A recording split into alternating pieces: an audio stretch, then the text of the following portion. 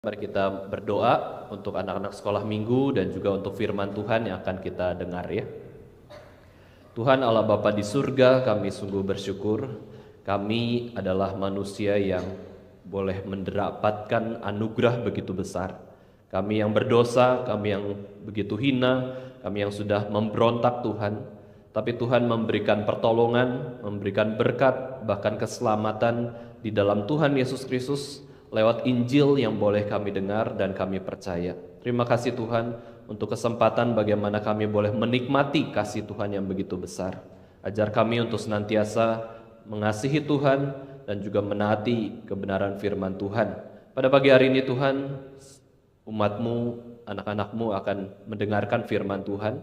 Kiranya Roh Kudus boleh bekerja di antara setiap kami. Tuhan berkati anak-anak sekolah minggu yang akan masuk ke kelas masing-masing untuk belajar firman Tuhan dan belajar bagaimana memuji dan mengagungkan Tuhan. Berkati para guru sekolah minggu yang akan mengajar, berikan hikmat dan kasih Tuhan.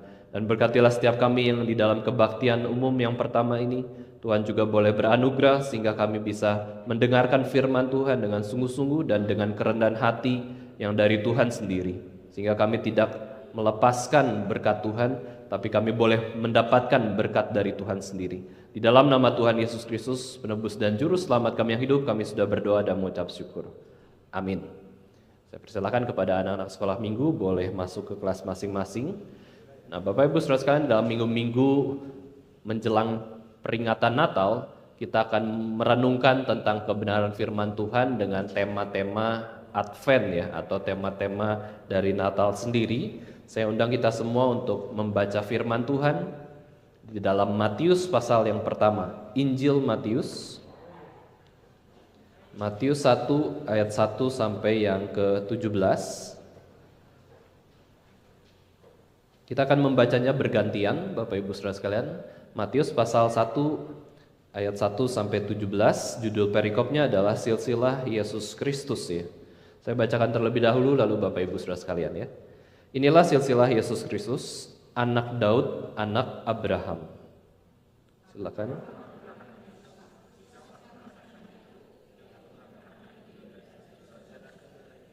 Yehuda memperanakan Peres dan Zerah dari Tamar.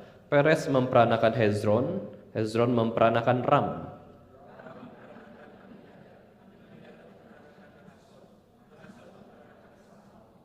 Salmon memperanakan Boas dari Rahab, Boas memperanakan Obed dari Rut, Obed memperanakan Isai.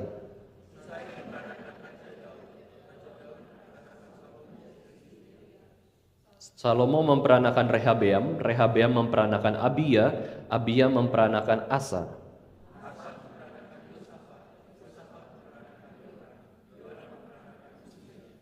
Uzia memperanakan Yotam, Yotam memperanakan Ahas, Ahas memperanakan Hizkia.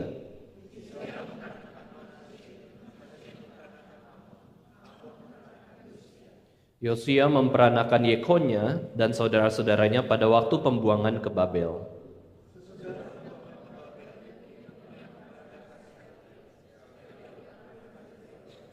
Zerubabel memperanakan Abihud, Abihud memperanakan Elyakim, Elyakim memperanakan Azor.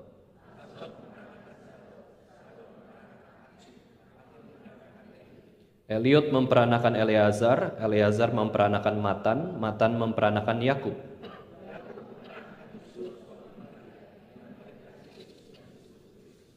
Jadi seluruhnya ada 14 keturunan dari Abraham sampai Daud, 14 keturunan dari Daud sampai pembuangan ke Babel, dan 14 keturunan dari pembuangan ke Babel sampai Kristus. Bapak Ibu Saudara sekalian, ketika kita merenungkan pembacaan dari silsilah dari Yesus Kristus sendiri, ini menunjukkan bahwa manusia adalah manusia yang mencatat. Manusia kenapa mencatat? Karena manusia menganggap apa yang dia catat itu adalah hal yang penting, dan manusia sendiri bisa melupakan hal-hal yang penting. Karena manusia terbatas, manusia itu lemah, manusia bisa melupakan hal-hal yang penting, maka dia catat hal-hal yang penting. Inilah kenapa kita ketika membaca Matius 1 ayat 1 sampai 17, di situ kita nggak bisa menghafal semuanya. Apa yang kita baca kita bisa lupa dalam sekejap. Ketika kita sudah baca, kita lupa apa yang kita baca. Tapi ketika kita membaca sesuatu catatan dari orang lain tentang sesuatu yang begitu penting, kita bisa menemukan garis besarnya. Oh, ternyata ada nama yang begitu banyak yang kita baca barusan. Oh, ini bicara soal bagaimana seorang laki-laki kemudian memiliki keturunan, dan ini menjelaskan tentang bagaimana adanya manusia di dalam dunia ini. Itulah gunanya silsilah. Dan ketika kita merenungkan bahwa banyak pencatatan sejarah dan sejarah manusia itu mencatat tentang keberadaan manusia dan peristiwa-peristiwa yang terjadi di dalam kehidupan manusia, kita bisa menyadari bahwa manusia itu penting sekali. Manusia menganggap dirinya penting, maka dia mencatat sesuatu. Dan betul, ini sesuai dengan perspektif Tuhan sendiri bahwa Allah menganggap manusia itu sangat penting. Itulah kenapa Allah menuliskan Alkitab, supaya kita bisa mempelajari tentang kehidupan manusia. Tetapi setelah kita mengenal kehidupan manusia atau siapa manusia itu sendiri, pada akhirnya kita bisa mengenal siapakah Allah. Itu jauh lebih penting daripada kita mengenal siapa manusia. Tetapi dalam bagian ini kita bisa merenungkan siapakah manusia itu. Sebenarnya apa itu manusia? Bahkan anak kecil pun tidak terlalu memikirkan pertanyaan ini. Apa sih manusia itu? Manusia dinamakan manusia itu kenapa? Siapakah manusia itu? Nah, di Alkitab sudah jelas diceritakan bahwa manusia adalah ciptaan dari Tuhan sendiri. Ciptaan yang spesial, ciptaan yang berbeda dengan ciptaan-ciptaan yang lain. Ketika Alkitab atau firman Tuhan menjelaskan tentang penciptaan dunia ini, Tuhan mengatakan dengan firman-Nya, dengan kuasa dari firman-Nya, jadilah terang, jadilah cakrawala, maka terang itu jadi, cakrawala itu jadi. Lalu Allah memerintahkan hendaklah tanah menumbuhkan tunas-tunas muda, berbiji segala jenis pohon buah-buahan. Maka semua ikut kepada firman Tuhan yang berkuasa. Hendaklah dalam air berkeriapan makhluk hidup, maka jadilah ikan-ikan. Hendaklah burung berterbangan melintasi cakrawala, maka burung-burung itu juga ada. Hendaklah bumi mengeluarkan segala jenis makhluk yang hidup, ternak dan binatang melata, dan segala jenis binatang liar. Maka semuanya itu jadi dengan kuasa dari firman Tuhan sendiri. Dari yang tidak ada menjadi ada.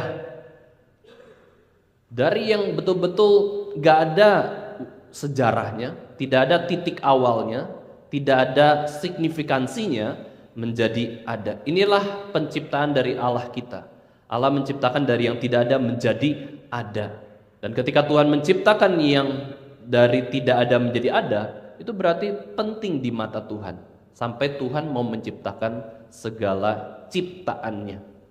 Dan ketika Tuhan menciptakan manusia, Bapak Ibu Saudara sekalian, Allah Tritunggal berkata, baiklah kita menciptakan manusia menurut gambar dan rupa kita, supaya mereka berkuasa atas makhluk ciptaan yang lain. Di sini ada komunikasi antara pribadi Allah. 3 pribadi Allah berkomunikasi dan setuju mengatakan bahwa baiklah kita menciptakan manusia menurut gambar dan rupa kita. Gambar dan rupa 3 pribadi yang dinyatakan di dalam firman Tuhan. Kita ini mirip Bapa, kita ini mirip Yesus Kristus, kita ini mirip Roh Kudus, kita ini bersumber dari Allah sendiri. Ini berarti apa? Kita berbeda dengan hewan, kita berbeda dengan tumbuhan. Hewan, tumbuhan, benda-benda mati, benda-benda penerang, planet-planet, bintang-bintang, itu tidak diciptakan serupa dan segambar dengan Allah. Meskipun Allah menciptakan mereka semua, tapi mereka semua tidak serupa dan segambar dengan Allah sendiri. Maka manusia adalah manusia ciptaan Tuhan yang berbeda, bukan saja dari firman Tuhan, tetapi ada pekerjaan Allah yang khusus yang Tuhan nyatakan di dalam penciptaan. Kita diciptakan dengan 2 unsur dari Tuhan sendiri, yaitu ketika Adam diciptakan dari debu dan tanah, ada unsur yang sudah Tuhan ciptakan, materi. Kemudian debu dan tanah itu dibentuk oleh Tuhan, kemudian dihembuskan nafas hidup oleh Tuhan. Tuhan memberikan roh kehidupan kepada debu dan tanah yang sudah dibentuk oleh Allah, sehingga itulah manusia. Manusia terdiri dari dua aspek saja, jasmani, rohani, materi, non-materi, tubuh dan roh. Inilah manusia. Sedangkan yang lain bagaimana? Hewan maupun tumbuhan bagaimana? Alkitab tidak mengatakan bahwa Allah menghembuskan nafasnya kepada hewan maupun tumbuhan. Meskipun mereka sendiri tetap ada unsur yang tidak terlihat, baik hewan maupun tumbuhan. Tapi itu bukan seperti manusia. Kalau kita mau gambarkan hewan dan tumbuhan, ada rohnya enggak? Kita bisa katakan ada rohnya, tetapi bukan seperti roh manusia dan bukan seperti roh Allah sendiri. Itu roh yang jauh lebih rendah daripada manusia. Ya, karena mereka juga adalah makhluk hidup. Nah, manusia merupakan ciptaan Tuhan yang paling unik dan ciptaan Tuhan yang paling berharga di mata Tuhan. Maka Bapak Ibu Saudara sekalian, kita tidak boleh menghina manusia. Kita tidak boleh merendahkan sesama, dan kita boleh menegur manusia dalam arti karena dia menghina Tuhan. Karena keberdosaannya kita boleh tegur, kita boleh nasihati, kita bahkan boleh kurang lebih ya menghina mereka karena dosa-dosa mereka. Sudah dibaikin Tuhan, sudah diciptakan Tuhan dengan tujuan yang begitu mulia, kenapa berdosa? Begitu jahat, begitu rendah. Tetapi pada dasarnya semua jiwa, semua manusia itu berharga di mata Tuhan, dan itulah tugas orang Kristen untuk menyatakan cinta kasih Tuhan dan keberhargaan dari manusia sendiri. Nah, Bapak Ibu sekalian, ketika kita merenungkan berita-berita hari ini, ya begitu banyak kejadian yang mengerikan, menakutkan.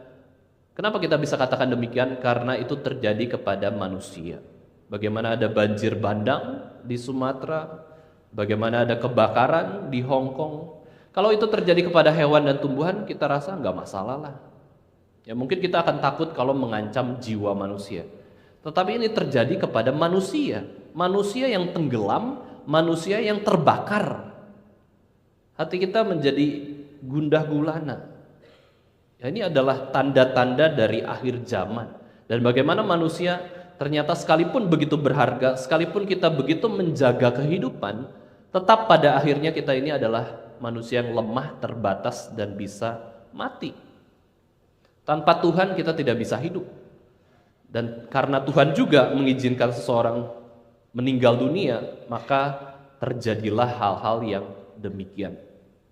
Kalau kita lihat Bapak Ibu Saudara sekalian ya, di daerah-daerah miskin, di daerah-daerah kumuh, atau di Jakarta sendiri ada berita bahwa masih ada orang yang tinggal di bawah kolong jembatan.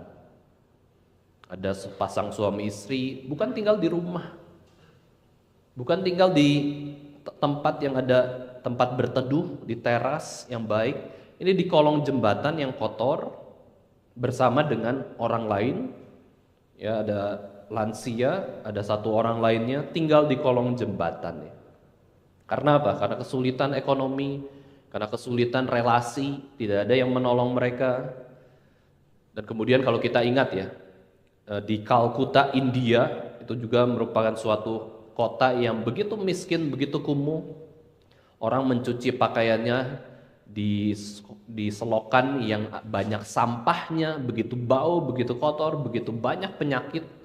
Dan juga ada satu keluarga yang tinggalnya itu di pinggir jalan, yang ada temboknya, terus barang-barang mereka semua di pinggir jalan, tidur di situ, dan mereka nggak punya apa-apa. Sebenarnya apa sih manusia itu?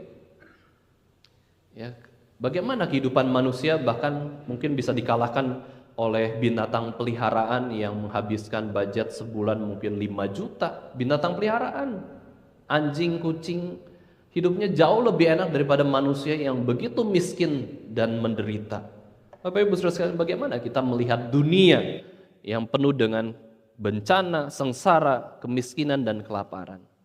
Di situ kita bisa tahu bahwa ini adalah efek dosa yang begitu besar.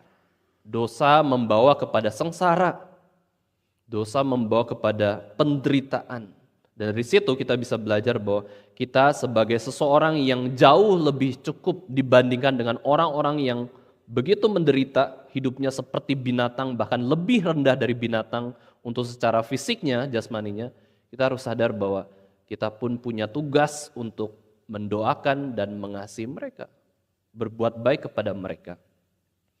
Kita bersyukur di dalam doa syafaat barusan kita boleh mendoakan pemerintah. Karena pemerintah itu memang menyandang pedang, memiliki kuasa, otoritas untuk mengatur masyarakat. Dan lewat pemerintah yang adalah wakil Tuhan, tapi juga pemerintah yang punya hati yang takut akan Tuhan, setidaknya bisa memberikan kelegaan, kenyamanan kepada orang-orang yang begitu terjebak di dalam efek dosa maupun kemiskinan ataupun kesalahan-kesalahan mereka sendiri dan penderitaan dari orang lain. Ya, orang-orang yang begitu mengalami kesulitan, homeless, ya menjadi orang yang miskin itu tidak serta-merta itu karena kebodohan mereka. Itu karena memang situasi kondisi demikian dan mereka pun ada kesulitannya sendiri. Maka sangat penting ya di momen Natal Bapak Ibu Saudara sekalian, kita lihat sejarah silsilah Yesus Kristus. Apakah semua sejarah silsilah Yesus Kristus itu hanya berasal dari orang kaya saja? Orang yang saleh, orang yang benar saja? Tidak kan? Kita lihat baca ada pembunuh, baca ada pezina, baca ada orang sundal, baca ada orang yang sombong, baca ada orang yang saleh, baca ada orang yang benar dan baik. Itu silsilah Yesus Kristus. Pencatatan oleh Rasul Matius mencatat silsilah Yesus Kristus. Inilah realita manusia. Inilah kehidupan manusia. Sejarah akan terus berlanjut. Kita akan memiliki keturunan, keturunan itu akan menjadi besar, kita akan mati, meninggalkan apa? Manusia harus meninggalkan apa ketika dia meninggalkan dunia ini? Itu yang harus kita pikirkan. Sebagai manusia kita bukan saja berani menjalani kehidupan, tetapi juga harus berani menjalani kematian. Kita mau menghabiskan hidup dengan cara apa? Itulah ketika kita melihat sejarah, Tuhan begitu menyatakan realitas manusia itu seperti ini. Ada realitas yang begitu berdosa, tetapi ada realitas juga yang berkenan di hati Tuhan. Bapak Ibu sekalian, kita ketika melihat Alkitab, ternyata Alkitab sendiri mencatat begitu banyak penting hal tentang manusia. Yaitu setidaknya kita lihat keunikan penciptaan manusia. Kita sudah pelajari ya, kalau kita bergereja di gereja Reform, kita tahu bahwa penciptaan manusia itu yang dilakukan oleh Tuhan bukan hanya ada satu penciptaan bentuk satu saja penciptaan manusia, tapi sebenarnya penciptaan manusia yang Tuhan nyatakan di dalam sejarah kehidupan manusia di dalam dunia ini ada 4 bentuk penciptaan manusia. Ya, yang pertama tadi Adam, debu dan tanah dan nafas hidup dari Tuhan, tanpa pria, tanpa wanita. Tapi dari dunia yang sudah Tuhan ciptakan, tanah dan juga dari nafas Tuhan sendiri. Itu penciptaan manusia yang pertama. Penciptaan manusia bentuk kedua adalah bagaimana Tuhan menidurkan Adam, membedah tubuh Adam, mengambil tulang rusuk Adam, satu tulang rusuk, kemudian Tuhan membentuk Hawa, wanita, ya, dengan pria tanpa wanita. Adam tanpa pria, tanpa wanita. Hawa itu dengan pria, dengan unsur yang ada di dalam diri pria, itu wanita ya. Terus kemudian tanpa wanita, itu diciptakanlah Hawa. Lalu proses penciptaan bentuk ketiga adalah bagaimana pada akhirnya Tuhan menambah jumlah umat manusia, menambah roh manusia. Dari yang tidak ada jadi ada lewat proses kelahiran. Ya, kita ini semua dilahirkan. Tidak ada yang seperti Adam dan Hawa kan saat ini ya. Semua dilahirkan oleh orang tua kita lewat sel pria maupun sel wanita. Nah, ini adalah penciptaan bentuk ketiga. Bagaimana Tuhan memakai laki-laki dan perempuan akhirnya bisa menghasilkan keturunan. Semua ini dicatat oleh Tuhan. Penting. Supaya kita sadar kita ini dari mana. Manusia itu apa. Lalu yang keempat yang menjadi sebuah, kita bayangkan ya, sebuah seperti meriset atau membenarkan seluruh kehidupan manusia yang berdosa, yaitu adalah bagaimana Tuhan menjadi manusia. Mengapa Allah jadi manusia? Manusia itu apa sih? Manusia ciptaan kan? Mengapa Allah mau menjadi ciptaan? Mengapa pencipta mau menjadi penciptaan? Bagaimana Allah menjadi manusia? Yaitu ketika Allah bukan menjadi manusia lalu meninggalkan sifat Allahnya, tetapi Allah mengambil natur manusia untuk hidupnya sendiri. Itulah Yesus Kristus. Ya, Natal. Yesus dikandung oleh Roh Kudus, tapi lahir dari anak darah Maria. Kelahiran Yesus Kristus tanpa pria, tetapi dengan wanita. Nah, inilah 4 bentuk jenis penciptaan manusia yang diceritakan oleh Alkitab. Alkitab mencatat, berarti ini sangat penting. Kita perlu memahami hal ini. Awal mula laki-laki ada itu bagaimana? Dia duluan ada dibandingkan perempuan. Lalu perempuan itu asalnya dari mana? Ternyata dari laki-laki. Ada satu unsur saling mengasihi, saling mendampingi satu dengan yang lainnya di dalam relasi suami istri. Dan kemudian bagaimana proses kelahiran itu muncul, bertambah banyak manusia, itu pun penopangan Tuhan yang begitu besar. Dan akhirnya ketika manusia sudah jatuh dalam dosa, Tuhan mengulang kembali kehidupan manusia karena Adam sudah gagal jatuh dalam dosa. Tuhan ulang dengan cara yang supranatural, ajaib, dan natural juga. Tuhan menjadi manusia di dalam Yesus Kristus. Untuk apa? Untuk membereskan dosa Adam yang gagal. Yesus hidup sebagai manusia dan dia taat sepenuhnya kepada Bapa dan dia mengorbankan hidupnya supaya manusia boleh selamat. Inilah 4 jenis bentuk penciptaan manusia. Ini bukanlah hal yang sederhana, bukan yang kompleks, ya, bukanlah hal yang mudah dimengerti. Ada unsur yang supranatural, ada unsur yang natural. Maka hanya orang bodoh yang mengatakan semuanya tuh natural. Kalau para saintis mengatakan manusia, ya manusia begini. Ya, semua itu prosesnya logika dari kelahiran. Kita pun tidak tahu bagaimana sel laki-laki dan sel perempuan bertemu bisa jadi anak itu seperti apa. Ya. Kita pun tahu bahwa hidup kita itu bukan dari natural melulu, bukan dari unsur yang ada di dalam dunia ini. Kita ini dari Tuhan. Maka kita harus percaya juga supranatural. Nah, inilah kelemahan kekristenan yang liberal, kekristenan yang pakai rasio saja. Mereka melupakan semua hal supranatural yang Tuhan kerjakan di dalam dunia ini. Dan akhirnya pikir yang natural semua. Pikir yang berdasarkan logika saja. Kalau masuk akal baru dipercaya. Kalau nggak masuk otak nggak usah dipercaya. Tapi ketika kita mengenal diri kita sebagai manusia, ada tangan Tuhan bekerja di dalam kehidupan kita. Ada 4 cara bagaimana Tuhan menunjukkan dirinya itu adalah pencipta yang begitu agung dan begitu besar. Tidak ada yang mustahil bagi Allah.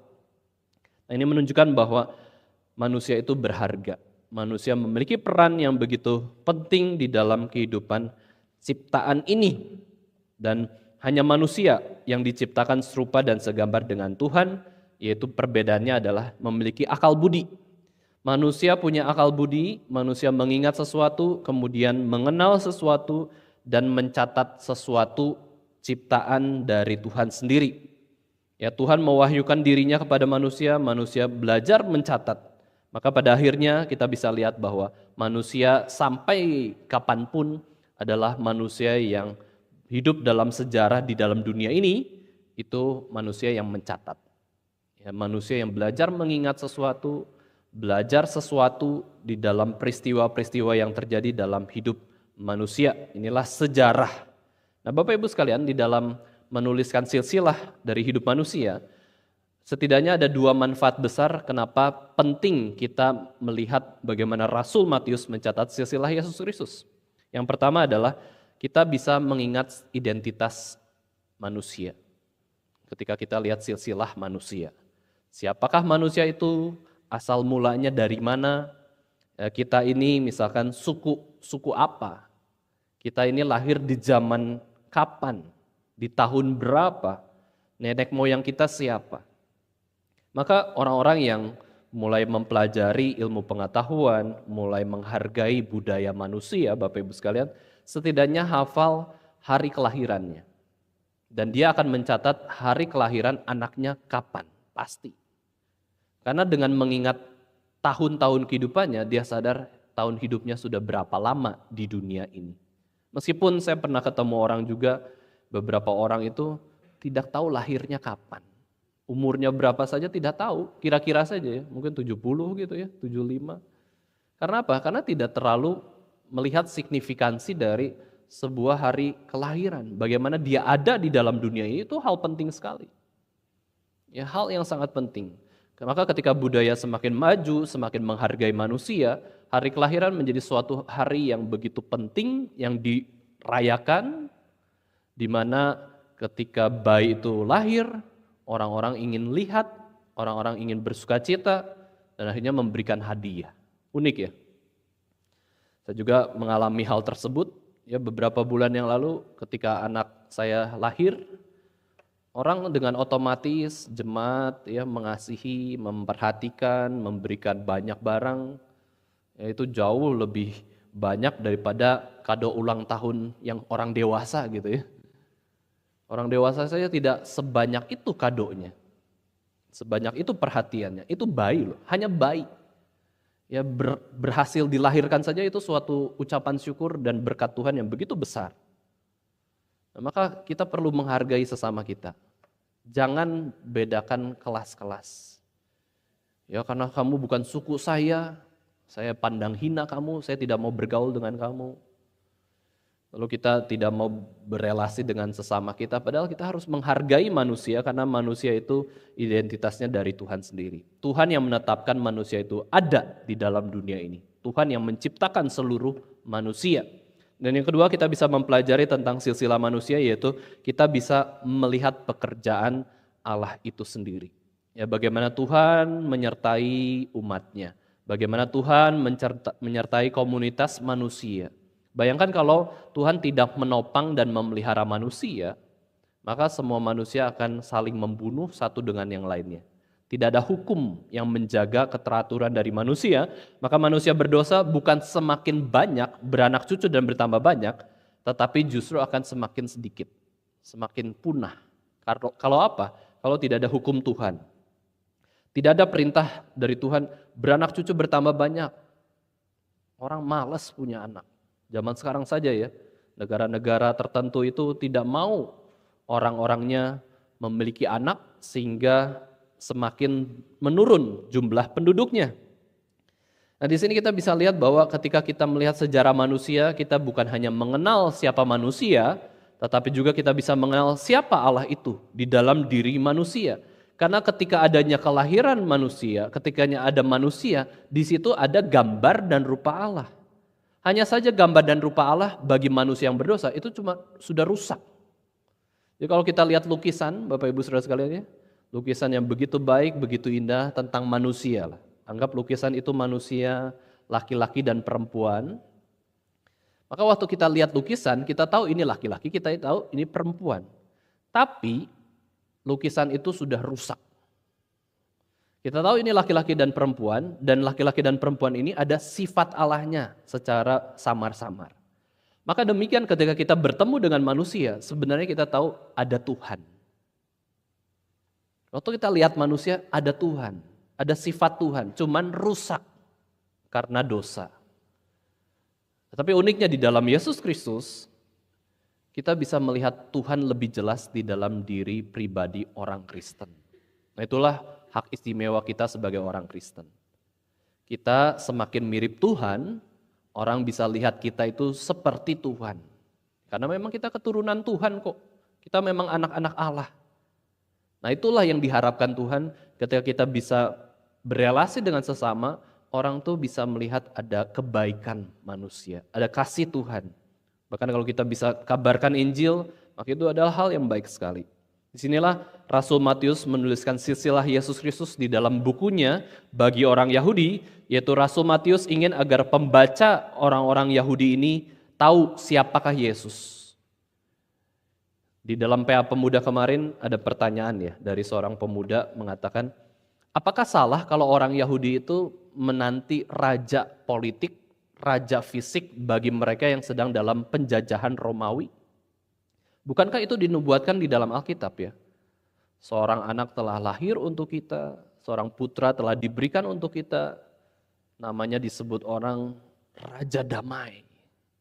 Raja, Mesias. Apakah salah orang Yahudi berpikir bahwa Mesias itu adalah raja yang memimpin secara wilayah politik, akan mengalahkan kerajaan-kerajaan lain? Nah, di sini orang Yahudi terjebak pada misinterpretasi tentang Mesias. Siapa Yesus? Bagi orang Yahudi manusia biasa kan? Ya, bukan anak Allah, bukan Mesias. Bagi orang Yahudi Yesus ya Yesus, keturunannya begini. Di sini Rasul Matius mau menyambungkan dalam konteks orang-orang Yahudi bahwa betul Yesus itu adalah keturunan dari Daud, Yehuda, tetapi ini semua menggenapkan nubuatan dari Perjanjian Lama. Ya, Yesus Mesias itu harus lahir di Bethlehem, tanah Yudea. Lahir dari seorang perempuan perawan, laki-laki. Ini semua digenapi di dalam Yesus Kristus. Yesus Kristus lahir di Bethlehem, di kota Daud, dia keturunan Daud, dia keturunan Yehuda, dia raja kok. Dia adalah orang atau Mesias yang dinubuatkan di dalam Perjanjian Lama. Kenapa orang Yahudi tidak mau percaya? Karena mereka tertutup dalam konsep tadi. Raja itu harusnya memimpin Israel secara fisik. Oh, Yesus siapa sih? Ya, dia manusia biasa, dia tukang kayu. Ya, mereka nggak percaya Yesus itu adalah Mesias yang dijanjikan. Karena apa? Mereka lupa Kejadian 3 ayat 15. Kejadian 3 ayat 15 adalah nubuatan pertama tentang Mesias, yaitu apa? Dia akan lahir dari keturunan perempuan. Ya, kalau mau kita kaitkan, kenapa bukan keturunan laki-laki? Kenapa disebutnya keturunan perempuan Yesus Kristus? Karena memang hanya lahir dari Maria.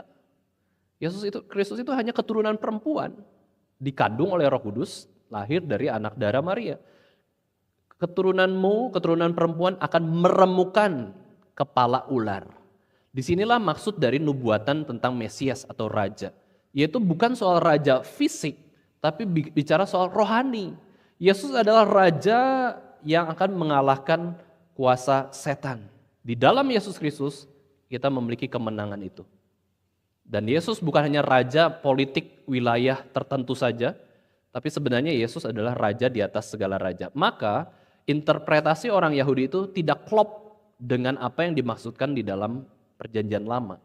Maksudnya Perjanjian Lama kedatangan Mesias adalah Mesias itu akan memimpin umatnya untuk mengenal Allah yang sejati dan hidup dalam kerajaan Allah. Mengalahkan kuasa setan. Tapi bagi orang Yahudi sampai sekarang pun mereka menantikan Mesias yang datang pertama kali. Yang mana?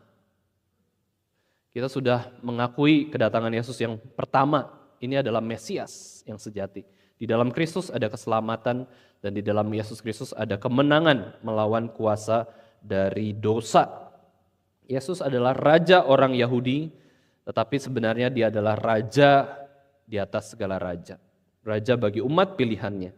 Nah, silsilah Yesus menunjukkan kemanusiaan Yesus Kristus, dan sebagai orang Kristen kita pun mengakui duinatur Yesus Kristus. Silsilah dari Rasul Matius ini menjelaskan Yesus ini adalah manusia, betul.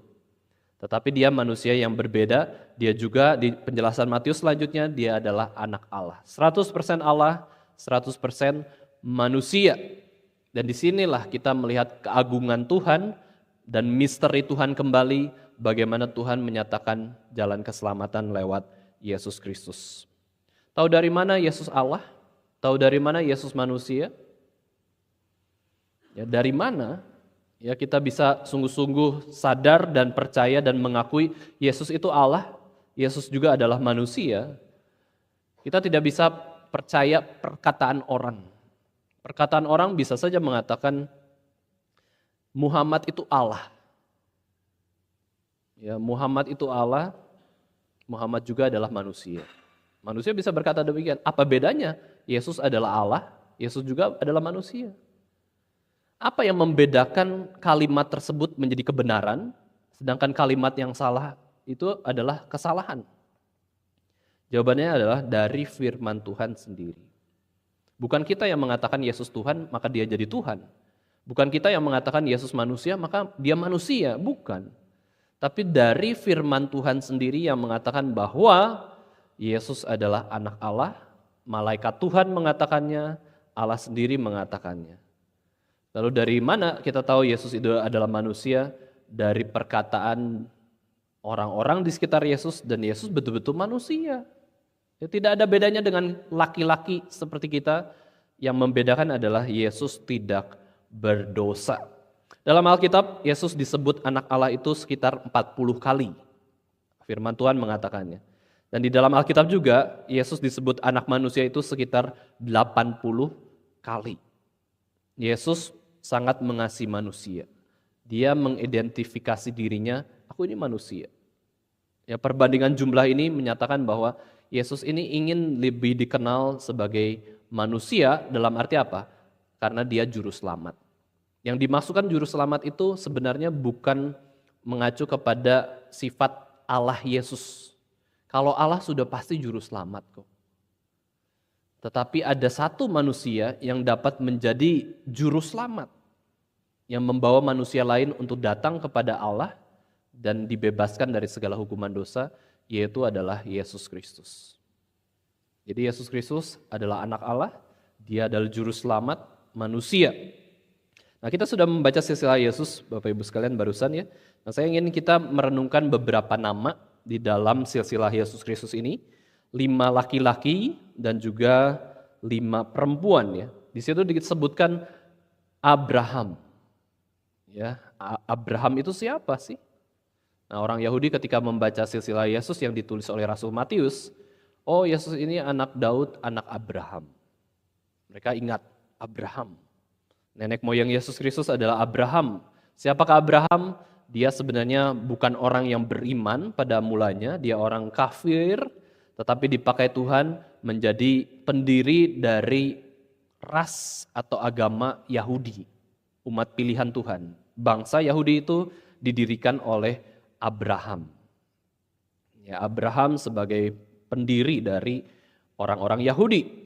Orang-orang Yahudi yang menyatakan bahwa mereka ini keturunan Abraham itu mengatakan bahwa mereka itu sungguh-sungguh umat pilihan, ya, bangsa yang berharga karena dipilih oleh Tuhan sendiri.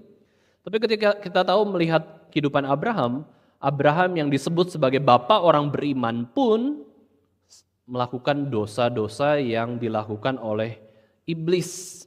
Iblis paling suka itu berbohong. Iblis paling suka itu berdusta. Bapak orang beriman sekalipun itu berbohong tentang istrinya sendiri. Dia katakan kepada Firaun, kepada Abimelek, bahwa ini tuh bukan istri dia, tetapi saudaranya. Ya, Abraham dan Sarah menyelesaikan masalah itu dengan berbohong. Lalu ketika Tuhan sudah janjikan anak di dalam kehidupan Abraham dan Sarah, mereka menyelesaikan masalah juga dengan tidak menunggu waktu Tuhan, tidak sungguh-sungguh beriman kepada Tuhan. Akhirnya Sarah memberikan budaknya kepada Abraham, dan Abraham pun tidur dengan Hagar. Dan Abraham berhubungan dengan perempuan yang bukan istrinya. Nah, di satu sisi kita bisa lihat Abraham orang beriman. Tapi apakah orang beriman itu sempurna? Enggak ada yang sempurna. Maka Bapak Ibu salah ya kalau datang ke gereja pengen cari orang yang sempurna, pendeta yang sempurna, jemaat yang baik, semuanya takut akan Tuhan. Di dalam gereja ada anak-anak setan kok. Ya. Di gereja ini bukan semua anak-anak Tuhan ya. Ini ada beberapa segelintir anak setan. Dan setan ingin agar gereja itu lebih banyak dipenuhi anak-anak setan, bukan anak-anak Allah. Nah, maka waktu kita pilih gereja, datang ke gereja, hati kita mau cari siapa sih? Cari manusia, kecewa. Ya, tapi kalau kita sungguh-sungguh cari Tuhan, cari firman Tuhan, cari khotbah yang baik, maka kita akan bisa bertumbuh dan memilih dengan tepat di mana kita harus bergereja. Kalau pilih tempat restoran saja harus milih kok. Nanti kita akan bergumul ya, selesai ibadah mau ke restoran mana. Kita pilihkan sekolah buat anak kita, harus pilih bergumul sekolah terbaik di mana. Terus ke gereja nggak ada pergumulan, Bapak Ibu Saudara sekalian, sangat bodoh. Maka harus bergumul. Saya harus di gereja mana Tuhan? Tuhan tempatkan saya gereja di mana? Beribadah di mana? Bertumbuh di mana? Melayani di mana? Tapi di gereja gitu banyak orang berdosa. Tapi kalau panggilan Tuhan bagaimana? Ya, bagaimana kalau memang panggilan Tuhan kita harus bergereja di gereja yang bobrok? Ya, bagaimana kita meresponi panggilan Tuhan yang begitu berat ya? Tentu kita inginnya adalah gereja yang terbaik, gereja yang banyak orang takut akan Tuhan. Tapi ada orang-orang tertentu yang khusus ya, ini bukan berarti umum ya. Yusuf dalam perjanjian lama ya, dipanggil Tuhan ke Mesir kan. Dia hidup dalam komunitas orang menyembah berhala. Dia umat Israel, dia keturunan Yakub, keturunan Abraham, tapi harus dibuang ke Mesir. Nah, ini kan panggilan khusus ya, ada panggilan khusus. Tapi panggilan umum adalah kita jangan pikir kita kuat. Kita ini lemah, maka kita butuh komunitas yang mendukung kerohanian kita supaya boleh bertumbuh. Nah, pilih gereja yang baik ya. Nah, kedua siapa? Yakub. Yakub juga adalah orang yang dipilih dan dikasih Tuhan. Alkitab bahkan mengatakan suatu kalimat yang sangat kontroversial, aku membenci Esau tapi mengasihi Yakub. Bukan berarti Tuhan itu benci ciptaannya dan jahat sama ciptaannya, bukan ya. Kata benci di dalam tradisi Yahudi adalah kasihnya tuh lebih sedikit. Membenci berarti tidak lebih mengasihi dibandingkan yang dikasihi. Maka ketika Alkitab mengatakan aku mengasihi Yakub, aku mengasihi Esau, tetapi kasihku lebih sedikit dibandingkan Esau kepada Yakub ya. Yakub orang yang betul-betul dikasihi oleh Tuhan, tetapi dia juga adalah orang yang poligami. Dia sabar. Ya, dia sabar dalam mendapatkan Rahel yang dia cintai. Selama 14 tahun Yakub bekerja pada Laban. Ya, demi mendapatkan seorang perempuan, dia kerja 14 tahun. Dia pekerja keras, dia sabar, tetapi dia juga adalah penipu. Ya, menipu keluarganya, menipu ayahnya sendiri. Dia poligami, dia tidak bisa mendidik anak-anaknya dengan baik. Yakub favoritisme sama Yusuf. Kasih jubah yang maha indah, mengagung-agungkan Yusuf gitu ya. Menghina atau membuat orang lain iri kepada Yusuf. Ini Yakub. Yehuda salah satu dari anak Yakub ya. Seorang pemimpin yang berani dan bertanggung jawab karena orang-orang Yehuda ini adalah keturunan para pemimpin. Tetapi Yehuda juga adalah orang yang betul-betul berdosa. Ya, keturunan Yehuda dinubuatkan akan menjadi garis keturunan para raja, tapi suku Yehuda dan Yehuda sendiri akhirnya membenci Yusuf dan juga berdosa kepada Tamar, menantunya sendiri. Memang Tamar itu menipu Yehuda. Tapi Yehuda sudah sebagai seorang bapak, seorang kakek gitu ya. Ketika ada pelacur lewat di sebelahnya, di depannya, dia ingin tidur dengan pelacur tersebut. Tetapi ternyata itu adalah Tamar, menantunya sendiri, dan akhirnya melahirkan anak kembar, yaitu Peres dan Zerah. Ini Yehuda ya. Yehuda meniduri menantunya sendiri. Oh, ini dosa yang sangat besar. Di zaman sekarang pun itu hal yang memalukan sekali. Menantunya hamil dari mertuanya dan hamilnya kembar, namanya Peres dan Zerah. Dan akhirnya salah satu anak kembar itu yaitu Peres menjadi nenek moyang Yesus Kristus. Bayangkan ya. Ternyata kelahiran Yesus Kristus itu ya, nenek moyangnya itu dari hubungan seperti ini loh. Hubungan yang tidak ideal menurut orang zaman sekarang. Masa sih mertua meniduri menantunya, terus lahirlah anak kembar. Nah, salah satu anak kembar ini menjadi nenek moyang Yesus Kristus. Ya bagaimana ya? Daud juga ya, dan Salomo. Ya, dua raja Israel yang begitu terkenal, dua raja orang Israel yang begitu mengasihi Tuhan, memiliki hikmat dari Tuhan. Tapi Daud pun pernah jatuh ke dalam dosa pembunuhan, perzinahan, perampokan. Tidak sadar kurang lebih setahun sampai ditegur oleh Nabi Nathan, barulah Daud sadar dan bertobat. Tetapi dia sungguh-sungguh mencari Tuhan dalam kehidupannya setelah bertobat ya. Salomo memulai karirnya dengan baik, dia nggak minta kekayaan, nggak minta apa-apa, dia minta hikmat Tuhan untuk menjalankan tugasnya sebagai Raja Israel, hanya itu. Tuhan kasih kekayaan, damai sejahtera luar biasa kepada Salomo, Tapi di masa-masa terakhir hidupnya, sayang sekali ya, tinggal mati kok. Salomo itu tinggal sedikit lagi mati. Tapi sebelum dia mati, dia jatuh ke dalam dosa penyembahan berhala. Dia cinta istrinya menyembah dewa-dewa, dia jatuh dalam dosa tersebut. Ya, padahal dia punya hikmat Tuhan yang begitu besar. Sayang sekali kan, di masa tuanya malah berdosa. Tapi bukan berarti ini menentukan keselamatan Salomo ya. Saya percaya bahwa Salomo tetap selamat kok. Karena dia jatuh kok. Jatuh dalam dosa penyembahan berhala, bukan sungguh-sungguh menyembah berhala, bukan. Dia jatuh. Kalau yang jatuh dia bangkit kan, bisa bertobat. Tapi sayang jatuhnya itu di masa terakhir. Ya, masa tuanya. Inilah 5 laki-laki yang kita bisa renungkan ya di dalam silsilah Yesus Kristus. Ada Abraham, ada Yakub, ada Yehuda, ada Daud, ada Salomo. Ini 5 nama besar dari sejarah Yahudi. Ya, orang-orang Yahudi sangat menghargai tulisan dari Rasul Matius ini ya, karena ini benar secara silsilah. Nah, lalu kita lihat lagi 5 nama perempuan yang disebut dalam silsilah Yesus ini. Pertama Tamar, yang tadi ya sudah ada ceritanya. Tamar ini mau mengerjai Yehuda. Bagaimana ada menantu ingin mendapatkan anak dari mertuanya karena balas dendam, karena mertuanya jahat gitu ya. Terus kemudian Rahab juga disebutkan di dalam silsilah Yesus Kristus adalah seorang wanita dari Yeriko yang dikenal sebagai pelacur, tetapi ia menunjukkan iman kepada Allah yang sejati. Dia menolong 2 pengintai yang dikirim oleh Yosua. Ini istri saya sempat ikut PA online dari Ibu Inawati Teddy ya, menjelaskan tentang Rahab dan 2 pengintai ini. Ini adalah hal yang unik. Rahab siapa sih? Rahab ini adalah orang Kanaan, orang Yeriko, bukan orang Yahudi, bukan orang Israel. Dia tuh penyembah berhala. Tapi ketika mendengar kabar yang begitu mengerikan, kabar yang jauh bahwa ada bangsa Israel 2 juta orang melewati padang gurun dan berhasil dan mau memasuki kota Yeriko, Rahab mulai percaya kepada Allah Israel. Nah, 2 pengintai ini sudah mengintai kota Yeriko. Mereka dikejar-kejar, mereka sembunyi di rumah bordil atau rumah pelacur, sembunyi di rumah Rahab. Berarti posisinya adalah 2 pengintai ini itu orang Kristen lah.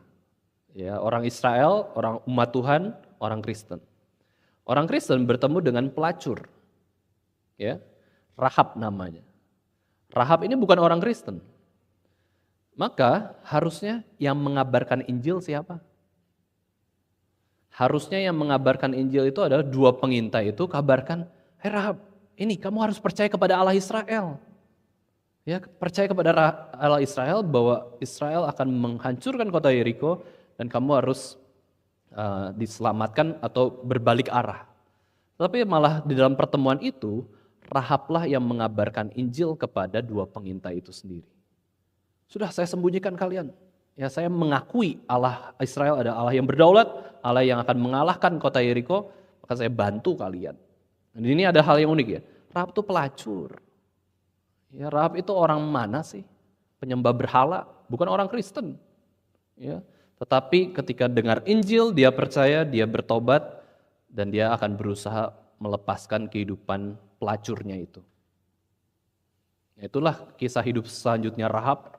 Dia tidak mau menjadi seorang pelacur lagi karena dia sudah percaya kepada Allah Israel. Kemudian ada perempuan namanya Ruth. Ya, Ruth ini juga adalah orang Moab, tapi dia dipakai menjadi nenek moyang Yesus Kristus. Nenek moyang Yesus Kristus itu banyak orang yang perempuannya ya, banyak orang yang bukan orang Israel kok. Tapi ketika menikah dengan orang Israel, perempuan yang bukan orang Israel ini menjadi orang Israel. Ya, ini unsur patriarkal ya. Ruth ini nenek buyut dari Raja Daud dan ia dikenal kesetiaannya kepada Naomi dan Allah Israel. Ya, seorang yang tidak Israel, Ruth. Batsheba juga tidak disebut langsung dalam Matius 1 ayat 6, tapi disebut sebagai istri Uria. Tadi ya di dalam silsilah Yesus Kristus, Batsheba ini adalah ibu dari Raja Salomo dan hubungannya dengan Daud bermula dalam keadaan yang penuh dengan dosa. Dan akhirnya muncul seorang wanita sederhana, wanita yang miskin, dia keturunan Yehuda, namanya adalah Maria. Dan Maria dipilih Tuhan untuk melahirkan Yesus Kristus. Maria dipakai rahimnya oleh Roh Kudus untuk pada akhirnya bisa hamil Yesus Kristus. Nah, kenapa 5 perempuan ini disebut juga di dalam silsilah Yesus Kristus? Bukankah ini adalah background yang memalukan? Ternyata ada orang yang bukan Israel.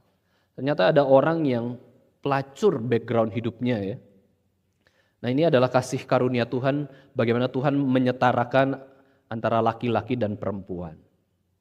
Ya, laki-laki dan perempuan bukan berarti perempuan lebih rendah, lebih marginal, tetapi laki-laki dan perempuan itu sama martabatnya, sama-sama manusia ciptaan Tuhan, gambar dan rupa Allah, hanya berbeda perannya. Di sini Tuhan pakai laki-laki, Tuhan pakai perempuan untuk menyatakan cinta kasih Tuhan di dalam pekerjaan keselamatan yang dilakukan di dalam Yesus Kristus. Ya. Tuhan mengasihi terlepas dari status, ya, latar belakang keluarga, suku, bahasa, dan itulah Injil. Bapak Ibu saudara sekalian, gereja bukanlah gereja yang harus satu suku, bukanlah gereja yang harus satu bahasa, ya, bukanlah gereja yang harus satu latar belakang. Ya, ada gereja-gereja tertentu satu kategori saja.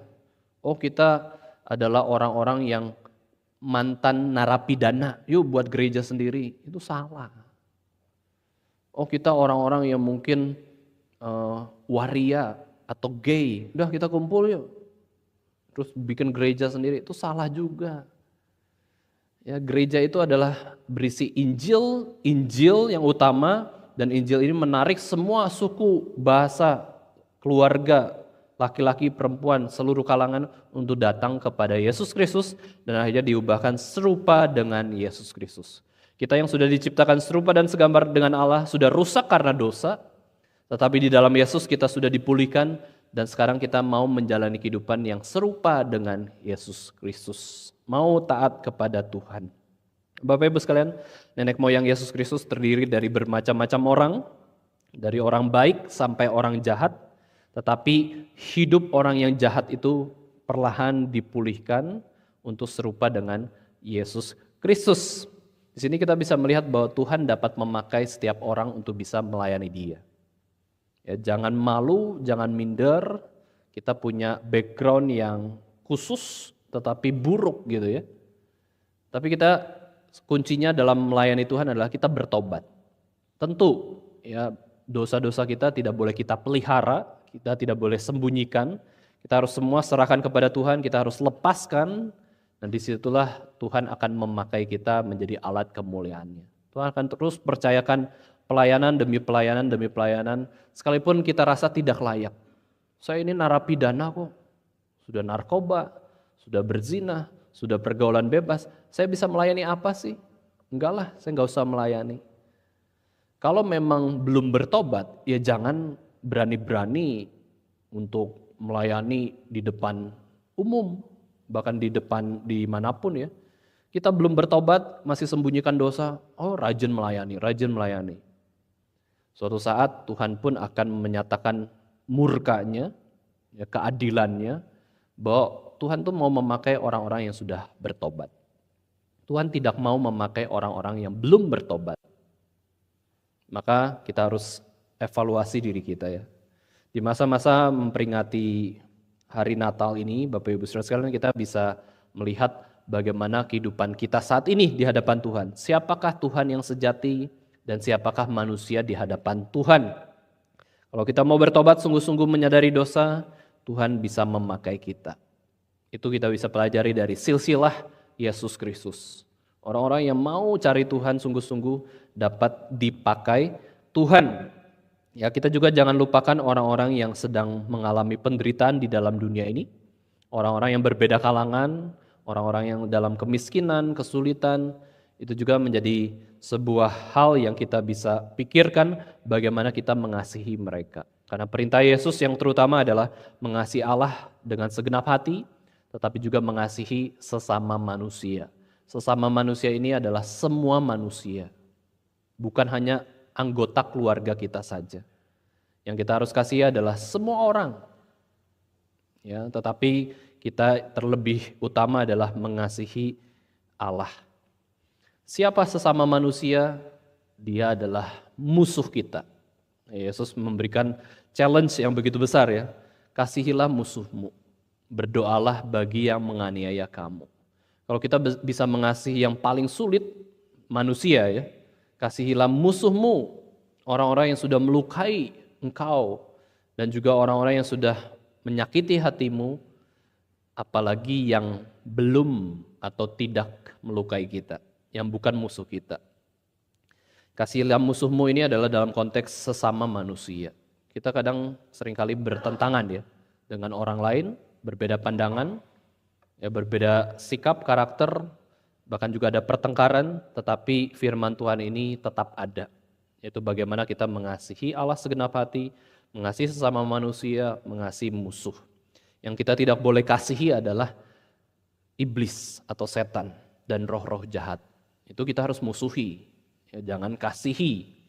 Tetapi kalau sesama manusia kita harus saling mengasihi satu dengan yang lainnya. Nah, kiranya di masa-masa menjelang mengingat kelahiran Yesus Kristus ini, kita bisa lihat evaluasi siapa kita. Gak salah loh, kita tahu suku kita apa ya. Jangan kita pikir, wah kita nasionalis, pokoknya Indonesia semua. Terus kita lupa suku kita apa ya. Gak tahu suku saya apa. Boleh, itu adalah sejarah kok. Kita hargai suku budaya kita sebagai manusia, saling menghargai satu dengan yang lainnya. Justru saling menghargai dan saling mengasihi adalah diuji ketika kita berbeda satu dengan yang lainnya, bukan sama. Ya, kita bisa belajar mengenal siapakah diri kita di hadapan Tuhan, dan bukan saja itu, kita mau dipakai Tuhan menjadi alat kemuliaan Tuhan. Kita nggak sempurna, kita ini tetap manusia berdosa sekalipun kita sudah dibenarkan oleh darah Kristus. Maka bersedialah untuk dipakai Tuhan. Bertobatlah dari segala dosa-dosa kita. Ya, jangan menyia-nyiakan waktu hidup yang sementara di bumi ini. Bisa jadi tahun depan kita sudah tidak bisa melewatinya. 5 tahun lagi, 10 tahun lagi. Terus hidup kita mau jadi kita habiskan dengan apa ya? Maka firman Tuhanlah yang menuntun kehidupan kita. Mari kita sama-sama berdoa. Ya Bapa kami yang di surga, kami sungguh bersyukur pada pagi hari ini kami boleh merenungkan kembali tentang sejarah manusia. Bagaimana Engkau menciptakan manusia, bagaimana Engkau juga sudah memelihara kehidupan manusia sampai hari ini. Jikalau kami boleh ada sampai hari ini, itu karena Tuhan yang sudah merancangkan dan memelihara kehidupan kami semua. Tuhan, kami mau lebih mengenal Engkau Tuhan dalam kehidupan kami. Kami mau lebih mengasihi Engkau lagi, karena Engkau sudah menyatakan cinta kasih yang begitu besar di dalam Yesus Kristus, yang adalah Tuhan dan Juru Selamat kami. Kami juga mau ya Tuhan, menjauhi segala perbuatan dosa. Kami mau mengasihi sesama kami manusia, dari setiap kalangan, dari setiap umur, dari setiap suku, bahasa, maupun juga latar belakang. Kami mau belajar mengasihi sesama manusia, dan di situ pun kami mau memuliakan Tuhan. Terima kasih untuk firman Tuhan pada pagi hari ini. Kiranya firman Tuhan boleh tertanam dalam hati kami, dan itu pun boleh bertumbuh di dalam kehidupan kami. Dalam nama Tuhan Yesus Kristus, Tuhan dan Juru Selamat kami yang hidup, kami sudah berdoa dan bersyukur. Amin.